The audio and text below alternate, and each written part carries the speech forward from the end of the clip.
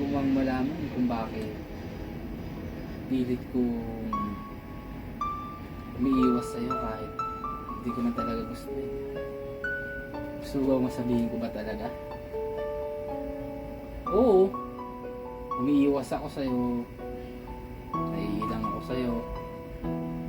Alam mo kasi kung bakit? Kasi tuwing nakikita kita, hindi ko mapalagay yung sarili ko eh. Kahit pilit kitang burahin sa puso't isip ko, hindi ko magawa. Kaya takain ko lang paraan, baka sakali iwasan ka. Kaso hindi. Kahit iwasan kita, naaalala ko kung ano yung mga ginawa mo sa akin. Gusto mo talaga malaman? Yun nga mahirap eh. Yung mga pagkakamali mo, sobrang hindi ko binigdil. Pero mas pinili ko intindihin ka. Kasi mahal kita eh. Pero wala. Sobrang pag-iintindi ko, napapabaya ko na pala yung sarili. Naalala mo yung mga panahon na sinasabi mo na sobrang immature ko, sobrang overthink ko, sobrang wala akong kwentang tao, sobrang sakit para sa akin lang. Alam mo ba yung pinakamasakit?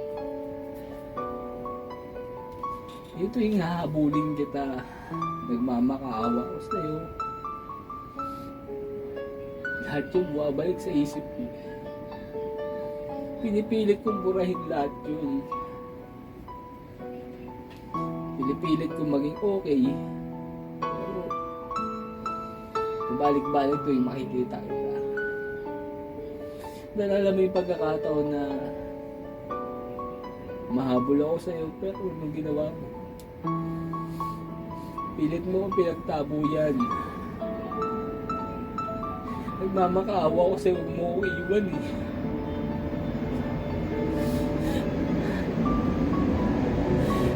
Halos araw-araw, oras, minuto, araw, naghihintay lang ako sa'yo. Nagmamakaawa. Nanghihingi ng atensyon mo. Pero nakikita ko,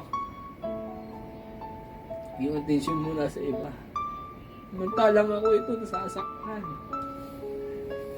Hanggang dumating sa point na napapagod na lang ako. Wala na ba akong value? Ginawa ko naman lahat para sumaya ka lang eh. Nandiyan ako sa tabi mo. Tuwing kailangan mo, pero ikaw na yung kailangan mo. Siya mo ako iniwan eh. Pero huwag kang mag-alala. Sa lahat ng sakit na binigay mo sa akin noon, hindi ko naman natatanggap na eh. Basta sana mas maging masaya ka sa taong pinili mo kaysa sa taong iniwan mo na binigay sa ina para lumigaya ka lang. Kaya sabi nga, paano? Alis na ako. Sa muling pagkikita. Ingat ka.